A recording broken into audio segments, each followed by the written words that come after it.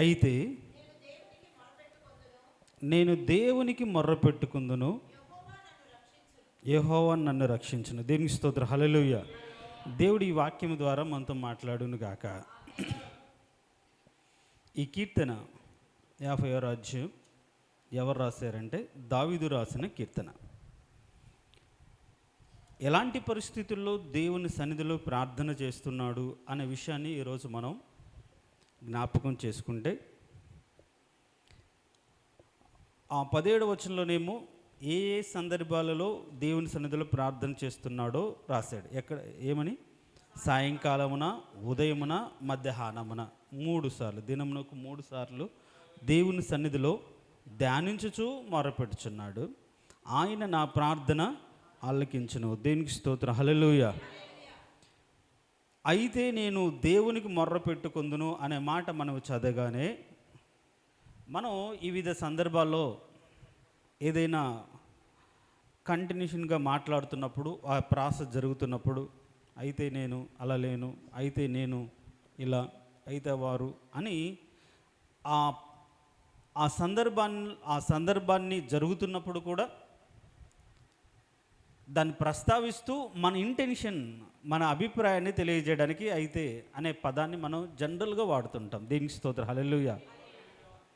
అయితే దావీదు మహారాజు కూడా ఎలాంటి సందర్భాల్లో ఈ మాట వాడాడు? అయితే నేను అది చేయట్లేదు కానీ ఏమంటున్నాడు? నా దేవునికి మొర్ర పెట్టుకుందును అని చెప్తున్నాడు. ఎలాంటి సందర్భాలంటే కొన్ని మాటలు మనం ఈ 55వ అధ్యాయంలోనే చదువుదాం. చూడండి, 2వ వచనం నుంచి నేను చదువుతాను. 3వ వచనంలో, శత్రువుల శబ్దమును బట్టి, దుష్టుల బలత్కారమును బట్టి నేను చింతాక్రాంతుడనై విశ్రాంతి లేక మూలుగుచున్నాను. ఏంటంటే, ఒకటి చింత తన బ్రతుకులు ఉన్నప్పుడు, ఈ చింత అనేది శత్రువులను బట్టి, బలత్కారులను బట్టి ఒక బాధ తనలో ఉండి విశ్రాంతి లేక ఇంకా కంటిన్యూగా ఆలోచిస్తూ కంటిన్యూగా బాధపడుతున్న సందర్భము. తర్వాత పగవారు ఏం చేశారు అంటే, నా మీద దోషము మోపుచున్నారు. తర్వాత వాళ్ళు ఎలా ఉన్నారు? ఆగ్రహము గలవారి నన్ను హింసించుచున్నారు. అంటే ఏదో ఒక విధంగా, అది మానసికంగానో శారీరకంగానో, వాళ్ళు ఇప్పుడు హింసించాలంటే మనం కొట్టాలా చెప్పండి? ఏమ్మా, ఎదుటి వ్యక్తిని ఒక వ్యక్తిని మనం బాధ పెట్టాలి అంటే కొట్టాల్సిన అవసరం లేదు. ఆ మాటలు చాలు, ఆ దెప్పి పొడుపులు చాలు. అలా హింస తనలో కలిగినప్పుడు, ఆ హింసను బట్టి ఎలాంటి తనకు ఆదరణ లేని పరిస్థితుల్లో 4వ వచనంలో అంటే, నా గుండె నాలో వేదన పడుచున్నది. వేదన పడుచున్నది.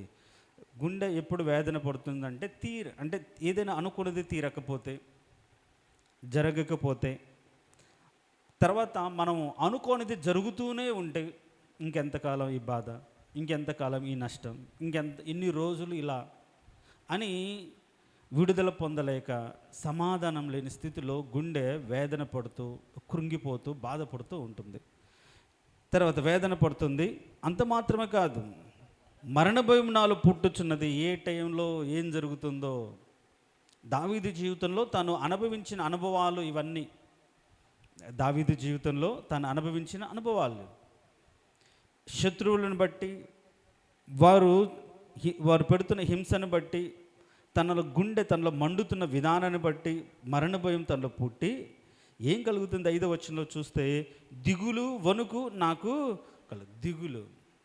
మనం కూడా ఎప్పుడు దిగులు పడతాం అంటే, ఒకవేళ జ్వరమే వచ్చిందనుకోండి, 2 రోజులు చూస్తాం, తగ్గలేదనుకోండి, వారం చూస్తాం. వారం కూడా జ్వరం తగ్గకపోతే ఎవరైనా ఖచ్చితంగా భయపడతారు. తర్వాత 4 రోజులు కూడా జ్వరం తగ్గలేదనుకోండి, దిగులు పడతారు. అసలు ఏం జరిగింది? అసలు ఎందుకు ఇట్లా తగ్గట్లేదు? ఎన్ని మెడిసిన్స్ వాడినా, ఎంతమంది డాక్టర్ చూపించినా ఎందుకు తగ్గట్లేదని ఆ తగ్గని ఆ స్థితిని బట్టి ఒకలాంటి భయం, ఆ భయాన్ని బట్టి దిగులు తగ్గుతుందో లేదో. దిగులు అంటే ఏంటి? నిరాశతో కూడిన బాధే కదా దిగులు అంటే. ఆశ ఉంటే దిగులు ఉండదు. కానీ ఇప్పుడు నిరాశ ఉంచుకొని అది ఏది జరగకపోతున్న దాన్ని బట్టి నిస్పృహ లోపల ఉండి ఇంకా ఏం చేస్తుంది, దిగులు పడుతుంది. అలా దిగులు, వణుకు, మహాభయము తన జీవితంలో కలిగింది. చూడండి ఎన్ని రకాలైనటువంటి అనుభవాలు తన జీవితంలో ఉన్నాయో. ఇలాంటి పరిస్థితుల్లో దావీదు ఏమనుకున్నాడు ఆలోచనలో, ఆహా గువ్వ వలె నాకు రెక్కలున్న ఎడల నేను ఎగిరిపోయి నెమ్మదిగా ఉందనే. ఏంటంట, గువ్వ వలె రెక్కలు ఉంటే అసలు ఈ పరిస్థితుల్లోంచి ఎక్కడికైనా ఒంటరిగా వెళ్ళి ఎక్కడైనా ప్రశాంతంగా ఉండేవాడినే, కానీ ఎటు పోలేని స్థితిలో ఇరుక్కుపోయాడు. అంత మాత్రం కాదు, చూడండి, త్వరపడి దూరంగా పారిపోయి పెనుగాలిని సుడిగాలిని తప్పించుకొని అరణ్యంలో నివసించి ఉందినే అని అనుకుంటేనే, అసలు ఈ ఇళ్లల్లో కాదు, ఇక్కడే కాదు, ఎవరు లేని చోట ఎక్కడో ఒంటరిగా ఉంటే బాగుండే అని అనిపిస్తుంది. ఇలా ఎప్పుడు అనిపిస్తుందంటే ఉన్నవాళ్ళే మనకు ఎలాంటి ఆదరించలేని పరిస్థితులు ఉన్నప్పుడే, నమ్మిన వాళ్ళే మనల్ని బాధిస్తున్న పరిస్థితుల్లో వీళ్ళతో ఉండేదానికంటే, వీళ్ళతో మాట్లాడేదానికంటే, ఇక్కడ ఉండి నిత్యం భరించేదానికంటే, ఈ అవమానాలు పడేదానికంటే ఎక్కడికైనా వెళ్ళిపోతే బాగుండు అని అనిపిస్తూ ఉంటుంది. అందుకని యెఫ్తా కూడా ఈ సూటిపోటు మాటలు, నువ్వు వేశ్య కుమారుడివి, మా ఇంట్లో నువ్వు ఎందుకున్నావు, నీకు సిగ్గు లేదా, ఇంకెంతకాలం ఉంటావు, అసలు నీ తల్లి ఎవరు, నువ్వు ఎవరికి పుట్టావు, ఇట్లా రకరకాలైనటువంటి మాటలు. పోనీ తన తండ్రి తరపు వాళ్ళు ఎవరైనా తనను బలపరుస్తారేమో, ఆదరిస్తారంటే ఎవరు ఆదరించలేదు. ఎవరికి చెప్పుకున్నా సరే తన పుట్టుక సరైంది కాదు కాబట్టి అందరూ నిందించే వాళ్ళే, బాధ పెట్టే వాళ్ళే. కాబట్టి ఏం చేశాడు యెఫ్తా, ఆ ఊరు నుంచి వెళ్ళిపోయి ఎక్కడో బతకాల్సి వచ్చింది. దావీదు జీవితంలో కూడా అనుకుంటున్నాడు, నేను ఏ ద్రోహం చేశాను, ఎవరికి ఏ అన్యాయం చేశాను, అందరు నన్ను హింసించే వాళ్ళే, అందరు నన్ను చంపాలని చూస్తున్న వాళ్ళే, నన్ను నిందించడానికి చూస్తున్న వాళ్ళే అని ఎంత ఈ 2, 3 వచనం నుంచి 6, 7 వచనాల వరకు మనం చూస్తే ఆయన బ్రతుకుల చింత ఉంది, హింస ఉంది, వేదనతో మరణ భయం ఉంది, దిగులు ఉంది, వణుకు ఉంది, తర్వాత రకరకాలైన ఆలోచనలు ఉన్న ఇలాంటి భయంకరమైన పరిస్థితుల్లో వెళ్ళిపోవాలి అనుకున్నాడు. కానీ ఇలాంటి పరిస్థితుల కారణం ఎవరు అంటే అదే అధ్యాయంలో చదవండి 12వ వచనం. నన్ను దూషించువాడు, ఏంటంట, దూషించేవాడు శత్రువుగాడు, శత్రువైన ఎడల నేను దాన్ని సహింపవచ్చును, నా మీద మిట్టుపడువాడు నా యందు పగబట్టినవాడు కాదు, అట్టివాడైతే నేను దాగి ఉండవచ్చును. ఈ పని చేసిన నీవు నా సహకారివి, నా చెలికాడవు, నా పరిచయుడవు. 14 వచనం, మనము కూడి మధురమైన గోష్ఠి చేసి ఉన్నవారము, ఉత్సవమునకు వెళ్ళి సమూహంతో దేవుని మందిరమునకు పోయి ఉన్నవారము అని ఎవరి ద్వారా అయితే కలుగుతుందో మనం చెప్పుకున్నాం. అహీతోపెలు అనే వ్యక్తి దావీదు యొక్క రాజ్యంలో, ఆ రాజరికలో ఒక మంత్రిగా ఉండి ఎంత కుట్రబడినాడు. అబ్షాలోముతో చేరి తండ్రి మీద విరోధంగా ఆలోచన చేస్తే, అయ్యా నీ కన్న తండ్రి, నువ్వు ఇట్లా చేయకూడదు కదా, తప్పు కదా, ఎంతైనా మీ నాన్న కదా అని చెప్పకుండా ఇంకా పెంచి పోషించి తండ్రిని దూరం చేసి తండ్రిని చంపాలి అనుకున్నాడు. అహీతోపెలు ఎవరు, ఆయన మంత్రివర్గంలో ఉన్నవాడే కదా. చూడండి, ఇలాంటి పరిస్థితులు మారిపోయినప్పుడు ఇప్పుడు మనం ఏం చేస్తామంటే దిగులు పడుతూ, బాధపడుతూ, వేదన పడుతూ ఉంటాం. కానీ దావీదు అయితే, ఇప్పుడు చదువుతాం మన మూలవాక్ 16 అయితే నేను దేవునికి మొర్ర పెట్టుకుందును. దేనికి స్తోత్రం, హల్లెలూయా. నేను అంటాను ఈరోజు, అయితే నువ్వేం చేస్తున్నావు, నీ ఇరుగు పొరుగు వారిని నిన్ను నిందించారు, అయితే నువ్వేం చేస్తున్నావు, నువ్వు తిరిగి నిందిస్తావు. వారు ఒకటంటే 10 అంటావు, వారు ఒకరికి చెప్తే నువ్వు 100 మందికి చెప్తావు. దావీదు అలా చెప్పుకున్నాడా? చెప్పుకోలేదు.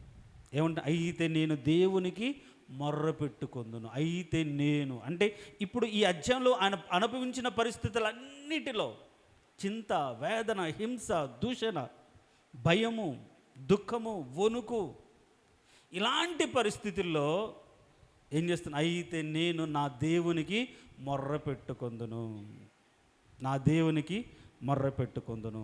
మొర్ర పెట్టుకుంటే ఆయన ఏం చేస్తాడు? ఆయన నన్ను రక్షించిన. దీనికి స్తోత్రం, హల్లెలూయా. అది దావీదు యొక్క నమ్మకం.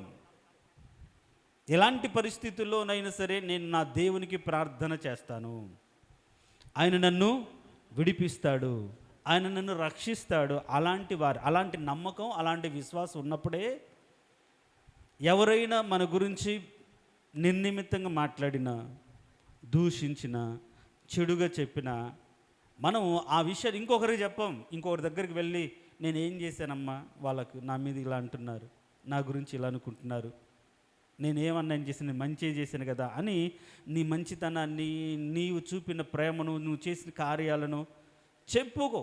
ఏం చేస్తావు? దేవుని సన్నిధిలో ప్రార్థన చేస్తాం. దీనికి స్తోత్రం, హల్లెలూయా. దావీదు చూడండి ఏమంటున్నాడు? అయితే నేను నా దేవునికి మొర్ర పెట్టుకుందును. ఎలాంటి పరిస్థితుల్లో దేవునికి మొర్ర పెడుతున్నాడు? చింత, వేదన, దుఃఖం, కన్నీరు. ఆదరించేవారు లేరు. చుట్టూ శత్రువులు అన్న వాళ్ళు, తను తెలిసిన వాళ్ళే, అయిపోయిన వాళ్ళే, తనతో కూడా ప్రార్థనకు వచ్చిన వాళ్ళే, ప్రార్థన కలిసి మధురమైన గోష్ఠి చేసిన వారమే, అయినా సరే విరోధంగా మార్చబడి హింసిస్తూ, బాధిస్తూ, దుఃఖం కలుగజేసినప్పుడు వాళ్ళకు వీళ్ళకు చెప్పుకోకుండా అయితే నేను దేవునికి మొర్ర పెట్టుకుందును. దేనికి స్తోత్రం, హల్లెలూయా. ఇది క్రైస్తవుడి యొక్క అనుభవంలోకి రావాలి. ఏంటంట? అయితే నేను నా దేవునికి మొర్ర పెట్టుకుంటాను. నా శ్రమలో, బాధలో అయితే నేను దేవునికి మొర్ర పెట్టుకుందును, ఆయన నన్ను రక్షించును. నమ్మకం అది. ఆయన నన్ను రక్షిస్తాడు, నేను నా దేవునికి మొర్ర పెట్టుకుంటాను. ఏ ఏ సందర్భాల్లో మొర్ర పెడుతున్నాడు అంటే కింద వచ్చిన చదివితే, సాయంకాలమున, ఉదయమున, మధ్యాహ్నమున నేను ధ్యానించుచు మొర్ర పెట్టుకుందును, ఆయన నా ప్రార్థన ఆలకించును. దీనికి స్తోత్రం, హల్లెలూయా. ఈ వారంలో మధ్యాహ్నం మీరు ప్రార్థన చేస్తుంటే నాకు చాలా సంతోషం ఇస్తుంది. దీనికి స్తోత్రం, హల్లెలూయా. దాదాపుగా తర్వాత నేను చూస్తే 10 మంది దాకా జాయిన్ అవుతున్నారు. 10 మంది కలిసి ప్రతిరోజు ప్రార్థన సంఘం గురించి చేయడం, అది మన సంఘానికి క్షేమం. దీనికి స్తోత్రం, హల్లెలూయా. ఉదయము, రాత్రులు ఎవరి కుటుంబాల్లో వాళ్ళ కుటుంబ ప్రార్థన, ఉదయాన్నే వాళ్ళకు కుదిరిన దాన్ని బట్టి ఉదయాన్నే వేకువజాము ప్రార్థన. అయితే మధ్యాహ్నం మాత్రం అందరు కలిసి, వీలున్న వాళ్ళందరూ కలిసి మధ్యాహ్నమున దేవునికి మొరపెట్టడం, సంఘం గురించి, సంఘంలో ఉన్న కుటుంబాల గురించి, వాళ్ళ బాధల గురించి, ఇబ్బందుల గురించి. అయ్యా మా సంఘాన్ని మీరు కాపాడండి, అయ్యా మా సంఘంలో ప్రతి కుటుంబాన్ని మీరు కాపాడండి, రక్షించండి, అవసరం తీర్చండి, ఇబ్బంది తొలగించండి, మిమ్మల్ని కనపరుచుకోండి, కొన్ని కార్యాలు చేయండి, వాళ్ళ జీవితాలు విడిపించండి, నెమ్మది కలుగ చేయండి అని మనము ఎలాంటి పరిస్థితుల్లో అయినా సరే దేవునికి మొరపెట్టాలి. దేనికి స్తోత్రం, హల్లెలూయా. దావీదు కూడా 3 పూటల దినమునకు ముమ్మారు, ఉదయము, సాయంత్రము, రాత్రి దేవుని సన్నిధిలో మొరపెడుతున్నాడు. మొరపెట్టినప్పుడు దేవుడు ఏం చేశాడు? ఆయన నా ప్రార్థన ఆలకించిన. దేనికి స్తోత్రం, హల్లెలూయా. మనం చేసే ప్రతి ప్రార్థన ఆయన ఆలకించునుగాక. వాటికి ప్రతి విధమైన సమాధానం, ప్రతి ప్రార్థనకి సమాధానం ఆయన దయచేయునుగాక. కాబట్టి అయితే మనము ప్రతి దినము ప్రార్థన చేసేవారిగా మనము ఉందుముగాక. మన చుట్టూ ఎలాంటి పరిస్థితుల్లో ఉండని, ఇంట్లో కుదరచ్చు, కుదరకపో, అయితే నేను నా దేవునికి ప్రార్థన చేస్తాను అని నువ్వు అనుకొని ప్రార్థనకు రావాలి. అట్లా పరిస్థితులు బాగలేకపోయినా అయితే నేను నా దేవునికి మొర్ర పెట్టుకుంటాను అని మొరపెట్టిన వాళ్ళు కొందరు ఉన్నారు. వారిలో మొట్టమొదటిగా మోషేను మనం చూద్దాం. ఒక మాట, సంఖ్యాకాండం 16వ అధ్యాయం, సంఖ్యాకాండం 16వ అధ్యాయం 4వ వచనం. చాలు. దీనికి స్తోత్రం, హల్లెలూయా. మోషే ఆ మాట విని దేవుని సన్నిధిలో సాగిలపడెను. ఏ మాట విని అంటే చూడండి, 2వ వచనంలో మనం చూస్తాం, వీరందరూ ఇశ్రాయేలు పేరు పొందిన సభికులను, సమాజ ప్రధానులైన 250 మందితో మోషేకు ఎదురుగా లేచి, మోషే అహరోనులకు విరోధంగా పోగుపడి, మీతో మాకిక పని లేదు, ఈ సర్వ సమాజం ప్రతి వాడును పరిశుద్ధుడే, యెహోవా వారి మధ్య ఉన్నాడు, యెహోవా సంఘం మీద మిమ్మును మీరేలా హెచ్చించుకొనుచున్నారనగా. చాలు. ఇప్పుడు వీళ్ళందరూ విడిపించబడింది మోషే నాయకత్వంలో. వింటున్నారా? మోషే ద్వారా విడిపించబడ్డారు. మోషే ద్వారా దేవుడు అనేకమైన కార్యాలు చేశారు. మోషే ద్వారా మన్నాను దేవుడు కురిపించాడు. మోషే ద్వారా బండలో నీటిని తాగారు. మోషే ద్వారా ఎర్ర సముద్రం పాయలు చేయబడింది. అన్నీ కూడా మోషే ద్వారా జరిగితే అంటారు మీతో మాకు పని లేదు, మాకేం అవసరం ఉంది అంటాడు. సంఘంలో ఉన్న అందరూ పరిశుద్ధులే, నువ్వు ఒక్కడే, నిన్ను నువ్వేలా హెచ్చించుకుంటావు అని విరోధంగా పోగుపడితే ఈయన ఇంకా దిప్పిపడాలి. ఆ రోజు ఏమైంది? ఐగుప్తులో దుఃఖంతో ఏడుస్తూ బాధపడుతున్నప్పుడు ఎవడు కాపాడలేకపోతే నేనే కదా మీకు దిక్కు అయ్యాను ఆ రోజు అడగలేదే. ఎర్ర సముద్రం దగ్గర ఇంకా అందరూ కూడా వెళ్ళిపోవాలనుకుంటున్నప్పుడు, దుఃఖంతో ఏడుస్తూ ఉన్నప్పుడు నేను ప్రార్థన చేస్తే కదా, దేవుడు నా ద్వారా ఈ కార్యం జరిగిస్తే కదా ఇలా జరిగింది. ఆ రోజేమయ్యారు? మన్నా లేకపోతే ఏడ్చారు, పూరలు లేకపోతే ఏడ్చారు. ప్రతిసారి కూడా ఏదో ఒక విధంగా తిరగబడుతున్నారు. అలాంటి టైంలో మీరు అందరూ పరిశుద్ధులైతే మీ ద్వారా ఎందుకు జరిగించలేదు? దేవుడు మిమ్మల్ని ఏర్పరచుకుంటే దేవుడు మీ ద్వారా ఈ కార్యం ఎందుకు చేయలేదని వారిని తను ఏర్పాటును బట్టి, దేవుడు తను హెచ్చించిన దాన్ని బట్టి వారిని ప్రశ్నించకుండా మనమైతే ఏం చేస్తాం? నేను కదా, దేవుడు నాకు ఇచ్చాడు అని మనం మన స్థానాన్ని బట్టి ఎదుటివారు మనం ప్రశ్నిస్తే మనం ఖచ్చితంగా మనము ఎదురు కౌంటర్ వేస్తాం. ఒక అధికారితో ఒక ఎంప్లాయీ మాట్లాడానుకో, అసలు నువ్వెవర్రా, అసలు నీకేం అధికారం ఉంది, నేను కదా, నాది కదా, నువ్వేంటి అని మనం మాట్లాడతాం. అలాంటి పొజిషన్లో మోషే ఉన్న, విరోధంగా లేచిన 250 మందిని పోగు చేసుకున్న ఒక్క మాట కూడా మాట్లాడాల. మీతో నాకు పని లేదు, దేవుని దగ్గర చూసుకుంటా. చూడండి, అయినా ఇంకను నా దేవునికి నేను మొర్ర పెట్టుకుందును. దావీదు ఆ మాట, అయితే నేను నా దేవునికి మొర్ర పెట్టుకుందును. ఎలాంటి పరిస్థితుల్లో మనమైతే ఏం చేస్తాం? ఇప్పటికే మోషే 1000 మందికి ఒకరిని అట్లా డివైడ్ చేసుకుంటూ వచ్చాడు, వాళ్ళందరిని పోగు చేయాల. 100 మందికి, 50 మందికి, 10 మందికి న్యాయం తెచ్చి వారిని ఏర్పరచుకున్నాడు కదా. అలాంటి ముఖ్యమైన వారిని పోగు చేసుకోవాలా. చూడయ్యా, వాళ్ళు అంటున్నారు, వీళ్ళు అంటున్నారు, నన్ను ఏం చేయమంటారు, ఇది కరెక్ట్ అయినా, వాళ్ళు ఇలా లేసారు, ఇది ఎన్ని పంచాయతీ పెట్టాల. ఏం చేశాడు? దేవుని సన్నిధికి వచ్చి ప్రార్థన చేశాడు. దేవునికి స్తోత్రం, హల్లెలూయా. నేను అంటాను, నీ మీదకి ఎవరైనా విరోధంగా లేచారా, నువ్వేం చేయాలి? దేవుని సన్నిధిలో ప్రార్థన చేస్తే చాలు. నువ్వు వారితో గొడవపడాల్సిన అవసరం లేదు, వారితో వాదించాల్సిన అవసరం లేదు, నీ గుర్తింపును అనేకులు గుర్తించే విధంగా చేయాలనుకోవాల్సిన అవసరం లేదు. నీకు గుర్తింపించింది దేవుడు, నీకు స్థానాన్ని హెచ్చించింది దేవుడు. ఆ స్థానాన్ని కాపాడగలిగి, నిలబెట్టగలిగి, ఆ స్థితిలో ఉంచగలిగిన వాడు ఆయన ఇస్తే ఇంక మనుషులు ఎవరైనా దాన్ని తీసుకోగలుగుతారా? ఎవరు తీసుకోలేరు. భయపడాల్సిన అవసరం లేదు. మోషే ఏం చేశారు? ఆ మాట విని సాగిలపడెను. దేవునికి స్తోత్రం, హల్లెలూయా. అయితే మనం ఏం చేస్తున్నాం? మన వాళ్ళే నన్ను అంటున్నారు, మన వాళ్ళు ఇట్లా చేస్తున్నారు నేను అని ఇరుగు పొరుగు వాళ్ళకు మన వాళ్ళ గురించి చెడుగా చెప్పుకొని తర్వాత మళ్ళీ కలిసిపోతారు, తర్వాత వాళ్ళు బాగానే మాట్లాడుకుంటారు. ఎంత దారుణం. కానీ మోషే అట్లా లేకుండా దేవుని సన్నిధికి వెళ్ళి సాగిలపడ్డాడు. దేవుడు కార్యం చేయలేదా? దేవుడు విడిపించలేదా? దేవుడు ఆయన ప్రార్థన అంగీకరించలేదా? విన్నాడు. చూడండి, అదే దాంట్లో ఒక మాట కూడా మాట్లాడలేదు. 12వ అధ్యాయంలో కానీ చూస్తే, సంఖ్యాకాండ 12వ అధ్యాయం, మోషే కూషు దేశపు స్త్రీని పెళ్లి చేసుకొని ఉండను గనుక అతడు పెళ్లి చేసుకుని ఆ స్త్రీని బట్టి మిరియాము, అహరోనులు అతనికి విరోధంగా మాట్లాడిరి. వారు ఏమన్నారు? మోషే చేత మాత్రమే యెహోవా పలికించెనా, ఆయన మా చేతను పలికింపలేదా అని చెప్పుకొనగా యెహోవా ఆ మాట వినెను. దేవునికి స్తోత్రం, హల్లెలూయా. చెప్దాం, ప్రైలెడ్, హల్లెలూయా. ఇప్పుడు మోషే వెళ్ళి తన అన్న మీద, అక్క మీద ఏమని చెప్పాడా? దేవుడు వింటాడు. మనము ఒక్కరికి చెప్పుకోవాల్సిన అవసరం లేదు. మనకు ఎవరైనా కీడు చేస్తున్నారని మనకు తెలిసినా, సాడీలు చెప్తున్నారని తెలిసినా, బాధ పెడుతున్నారని తెలిసినా, మనకు విరోధంగా లేచారని తెలిసినా, మనం భయపడకుండా మనం ఏం చేయాల్సిందంటే దేవుని దగ్గర ప్రార్థన చేయాలి. దేవునికి స్తోత్రం, హల్లెలూయా. చెప్దాం, హల్లెలూయా. సొంత వారే ఎదురు లేశారు. వీళ్ళు పాటలు పాడారు, ప్రవక్తి అని పిలువబడ్డారు, కాబట్టి ఏమి మా ద్వారానే, ఆయన మాత్రమేనా, మేము మాత్రం కాదా అనే ఆలోచనతో ఉంటే దేవుడు ఆ మాట విని చేయాల్సింది చేసినట్టుగా మనం చూస్తాం. దేనికి స్తోత్రం, హల్లెలూయ. ఇక్కడ కూడా ఎదురు తిరిగినప్పుడు కూడా చూస్తాం, మోషే జీవితంలో ప్రతిసారి కూడా ఏం చేశాడు, సాగిలపడ్డాడు. మీరు సమూయేలు మొదటి గ్రంథం చూడండి. సమూయేలు మొదటి గ్రంథం 1వ అధ్యాయం 10వ వచనం అనుకుంటాను.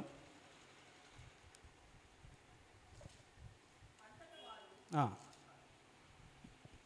10వ వచనం, సమూయేలు మొదటి గ్రంథం 1వ అధ్యాయం 10వ వచనం చదివితే, బహు దుఃఖాక్రాంతురాలై వచ్చి యెహోవా సన్నిధిని ప్రార్థన చేయొచ్చు బహుగా ఏడ్చుచుండెను. దేవునికి స్తోత్రం, హల్లెలూయ.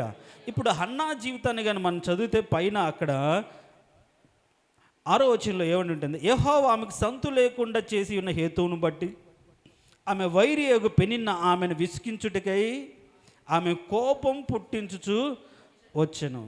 కోపం ఎట్లా పుడుతుంది? బైబిల్ ఒక మాట, నొప్పించు మాట కోపము పుట్టింది, మృదువైన మాట కోపము చల్లారుస్తుంది.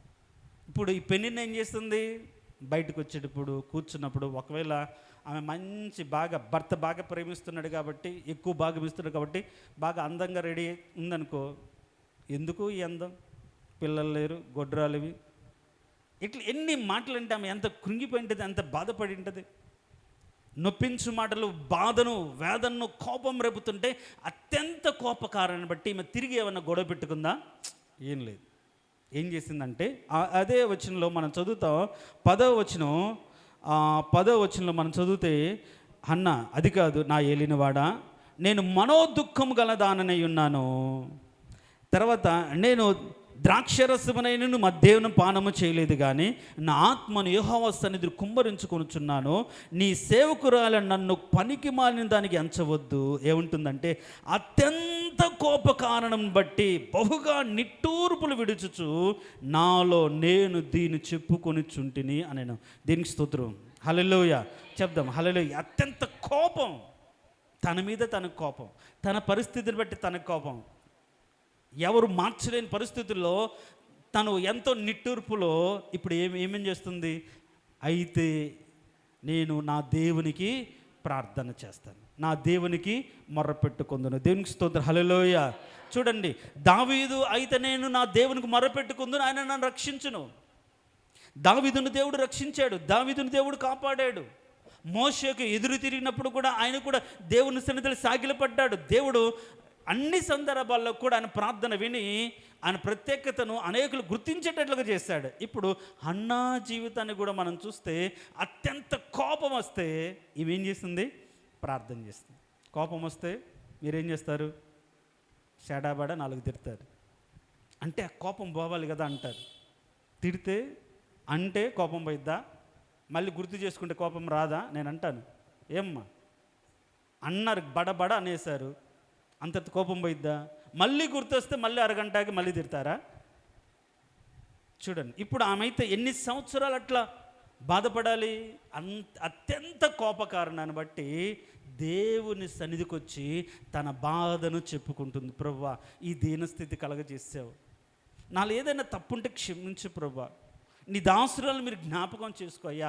అన్ని తను సరెండర్, అంటే దేవునికి దాసురాలుగా, అంటే నా చిత్తం, నా ఇష్టం ఏమీ లేదు ప్రభా, నా జీవితంలో నీ చిత్తమే జరిగించండి. ఒకవేళ నీకు దృష్టికి ఏదైనా నీకు విరోధమైన చేస్తుంటే క్షమించని తాను దేవుని సన్నిధిలో కుమ్మరించుకుంటూ బాధపడుతుంది.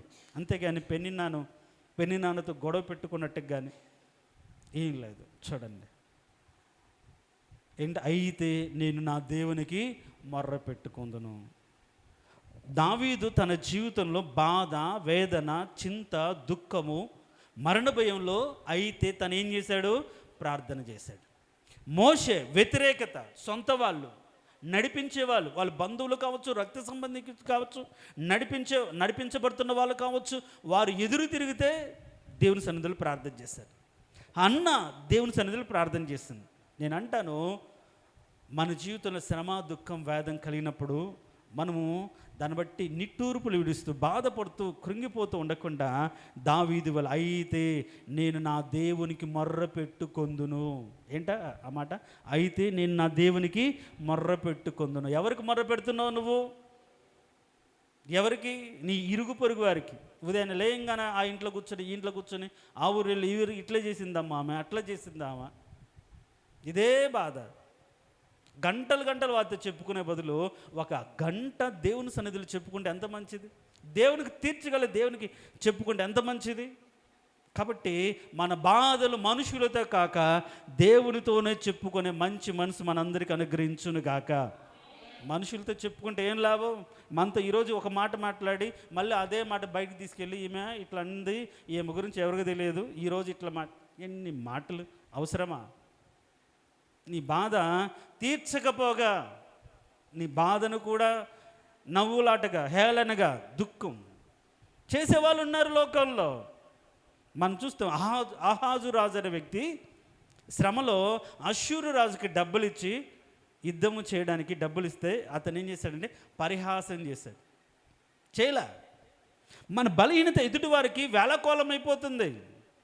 వాళ్ళు నవ్వుకోవడానికి, మనము వాళ్ళు మాట్లాడుకోవడానికి కారణకంగా మార్చబడతాం, కానీ మరి ఇంత బాధపడుతున్నారు అనుకోవడానికి కాదు. కాబట్టి నీ బాధ, నీ చింత యావత్తు దేవుని మీద వేసి ప్రార్థించే మనసు మనందరికీ కావాలి. దేవునికి స్తోత్రం, హల్లెలూయా. చూడండి, దావీదు అంటాడు, అయితే నా దేవునికి నేను మొర్ర పెట్టుకుందును, ఆయన నన్ను రక్షించును. చూడండి, ఆయన ఏం చేస్తాడో ఏం జరుగుతుంది రెండిటికు. నా దేవునికి నేను మొర్ర పెట్టుకుందును, ఆయన నన్ను రక్షించును. ఈరోజు ఆ నమ్మకంతో మనం ప్రార్థన చేస్తే ఎంత మంచిది. ఆశతోనే దేవుని సన్నిధికి వస్తే ఎంత మంచిది. చూడండి, దావీదు ప్రార్థన చేశాడు, దేవుడు ప్రార్థన అంగీకరించాడు. మోషే ప్రార్థన చేశాడు, మోషే ప్రార్థన అంగీకరించాడు. అన్న ప్రార్థన చేసింది, అన్న ప్రార్థన అంగీకరించాడు.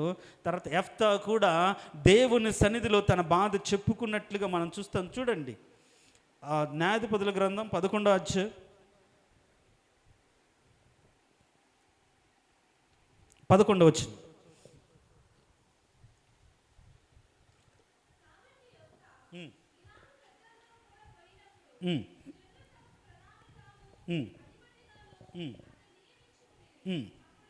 అప్పుడు యెఫ్తా యెహోవా సన్నిధిలో తన సంగతి అంతయు వినిపించను. దేవునికి స్తోత్రం, హల్లెలూయా. చెప్దాం, ప్రేలుడ హల్లెలూయా. తన సంగతి అంతా కూడా దేవునికి చెప్పు. అయ్యా, ఎంత కృపగలిగిన దేవుడు అయ్యా. అయ్యా, నేను వెలివేయబడిన వాడిని, తృణీకరించబడిన వాడిని, వాళ్ళు నన్ను అధిపతిగా పిలుస్తున్నారు, నన్ను ఏం చేయమంటావు? అంతా కూడా దేవుని సన్నిధిలో అది మొదటి నుంచి చెప్పుకునే అనుభవం కాబట్టి చెప్పుకుంటున్నాడు. వినిపించను. ఈరోజు నువ్వు ఎవరికి చెప్పుకుంటున్నావు? ఎవరికి మొర్ర పెడుతున్నావు? ఎక్కడ మొర్ర పెడుతున్నావు? ఎవరు వినాలని కోరుకుంటున్నావు? మన వాళ్ళు వింటారు, ఇష్టమైతే చేస్తారు, లేకుంటే చేయరు. కానీ మన నమ్మిన దేవుడు, మన కోసం ప్రాణం పెట్టిన యేసు ప్రభు మనల్ని వద్దనుకుంటాడా? ఆయన దగ్గరకు వచ్చేవని ఏమాత్రం ఆయన త్రోసివేసే దేవుడు కాదు కదా. మొదటి ప్రాధాన్యత మనం దేవునికే ఇవ్వాలి. మొదట మనం దేవునికే ప్రార్థన చేయాలి. చూడండి, దావీదు అంటాడు, అయితే నేను నా దేవునికి మొర్ర పెట్టుకుందును. ఎంత బాగుందన్నమాట. అయితే ఎలాంటి పరిస్థితుల్లో? నింద, దుఃఖము, శోధన, వణుకు, మరణ భయం, హింస, తనతో ఉన్నవారే ఎవరు నమ్మాలో తెలియని పరిస్థితులు. అయితే నా దేవునికి నేను మొర్ర పెట్టుకుందును. ఉదయము, సాయంత్రం, రాత్రి, సాయంకాలము నేను నా దేవుని సన్నిధిలో ప్రార్థన చేస్తాను. ఆయన నా ప్రార్థన ఆలకిస్తాడు. దేవునికి స్తోత్రం, హల్లెలూయా. మన ప్రార్థన ఆలకించే దేవుడు. కాబట్టి నువ్వు దేవునికి మొరపెట్టాలి, ఎవరి దగ్గరకు కాదు, ఎవరికో కాదు. కాబట్టి ఈరోజు దేవుని సన్నిధిలో ప్రార్థన చేసి ఏంటి, మన ప్రార్థన మొరవినే దేవుడు, ప్రార్థన ఆలకించే దేవుడు. కాబట్టి ఆయన సన్నిధిలో మనం మొర్ర పెడితే మన ప్రార్థన అంగీకరించి ఏం చేస్తాడు? మనల్ని విడిపిస్తాడు, తప్పిస్తాడు, కాపాడుతాడు. సంఘమైతే అత్యాసక్తితో ప్రార్థన చేసిన దాన్ని బట్టి ఏం చేశాడు? చెరసాలలో ఉన్నట్టు పేతురు విడిపించబడ్డాడు. శ్రమలు కలిగేని వాళ్ళు చెదిరిపోలే, ఒక చోట కూడి అయితే వాళ్ళు అత్యాసక్తి దేవునికి ప్రార్థన చేస్తున్నారు. కాబట్టి మనం కూడా మన శ్రమలో ప్రార్థన చేసేవారికి మనం ఉండాలి. మన దుఃఖంలో, మన అవమానంలో, నిందలో, కోపంలో కూడా అన్నలాగా మనం ఏం చేయాలి? ప్రార్థన చేసే వారిగా మనము ఉండాలి. దేవునికి మొర్ర పెట్టుకునే వారిగా మనం ఉండాలి. అలాంటి మంచి మనసు దేవుడు మనకందరికి దయచేయును గాక. తలలు వంచండి. తలలు వంచిన మనం ఈ మాటను, అయితే నేను నా దేవునికి మొర్ర పెట్టుకొందును. ఈరోజు శ్రమ, వేదన, దుఃఖం, కన్నీరు, నిట్టూర్పు, నిరాశ, ఎన్నో రకాలైన పరిస్థితులు నీ జీవితంలో ఉన్నప్పుడు నువ్వేం చేస్తున్నావు? మొర్రపెడుతున్నావా? దిగులు పడుతున్నావు, కానీ దిగులులో దావీదు మొర్రపెట్టాడే. వేదన పడుతున్నావు, వేదనలు కూడా దావీదు మొర్రపెట్టాడే. భయం ఉంది, భయంలో కూడా దేవునికి ప్రార్థన చేశాడే. మరి నువ్వేం చేస్తున్నావు? నువ్వు ఎలా ప్రార్థన చేస్తున్నావు? భయపడుతూ, కృంగిపోతూ, ఇంట్లో కూర్చొని ఏదో కాలక్షేపం చేస్తూ దిగులుతో ఉంటే సరిపోదు కదా. నీ ముందు నీవు ఎదుర్కొంటున్న సమస్యలో విడిపించగలిగిన దేవుడు, కాపాడగలిగిన దేవుడు, ఆయన మొర్రపెట్టు వారికి అందరికీ, నిజముగా మొర్రపెట్టు వారికి అందరికీ ఆయన సమీపంగా ఉండే దేవుడు కదా. ఈరోజు నువ్వు నిజంగా మొర్రపెట్టగలిగితే సమీపంగా వచ్చి నీ సమస్యను తీరుస్తాడు, నీ కష్టాన్ని తీరుస్తాడు, నీ దుఃఖాన్ని తీసివేస్తాడు. మొర్ర పెట్టాలి. అయితే నా దేవునికి నేను మొర్ర పెట్టుకొందును. అయితే నువ్వేం చేస్తున్నావు అమ్మా? నీకు శ్రమ కలిగితే ఏడుస్తావా? వేదన కలిగితే బాధపడుతూ ఇంట్లో ఉంటావా? నీ జీవితంలో వేదన ఉందనుకొని దిగులు పడుతూ ఏమి చేయలేని స్థితిలో ఏం చేయాలో ఆలోచించుకుంటూ ఉంటే సరిపోతుందా? కాదు కదా. ప్రార్థన అనుభవం కలిగిన దానవు, ప్రార్థిస్తే దేవుడు వింటాడని తెలిసిన దానవు, ఆ దేవుని కలిగిన దానవు, మరి ఆయనకు ప్రార్థన చేయాలని తెలియదా? ఈరోజు మొరపెడితే ఎంత మంచిది.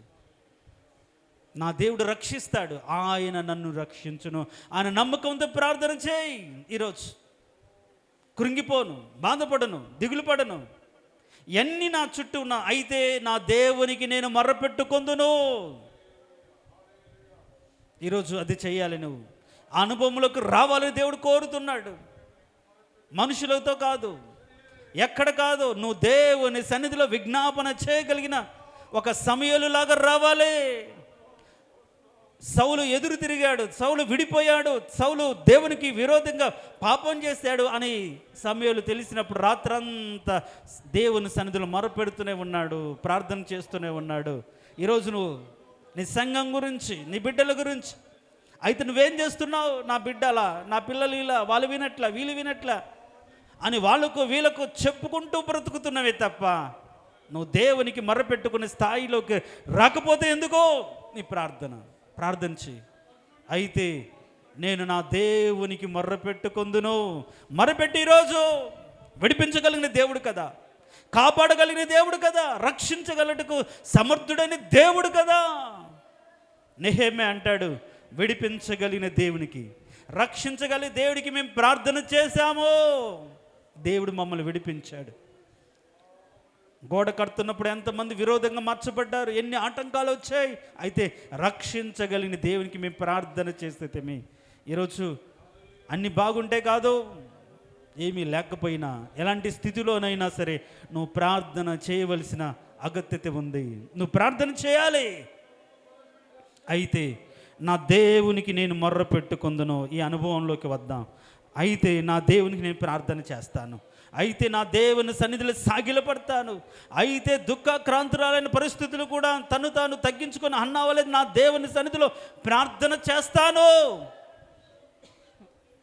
అలాంటి ఉన్నతమైన అనుభవంలోకి మనం వచ్చినట్లుగా ప్రియతల్లి, నీ సమస్య, బాధ, దుఃఖం, కన్నీటిలో ప్రార్థన చేసే విధంగా, విడిపించగలిగిన దేవునికి ప్రార్థన చేయనట్లుగా నీ మనసును సిద్ధం చేసుకొని మనస్ఫూర్తిగా ఆయన ప్రార్థన చేస్తే ఆయన మందిరంలో నీ మొరను ఆలకించే దేవుడు కదా, మందిరంలో నీ ప్రార్థన అంగీకరించే దేవుడు కదా. ఆ ప్రార్థన విని దేవుడు నీ జీవితంలో విడుదలనిస్తాడు, నెమ్మదినిస్తాడు. అలాంటి కృప దేవుడు మనందరికీ దయచేయునుగాక. Amen, amen. ప్రార్థన చేసుకుందాం.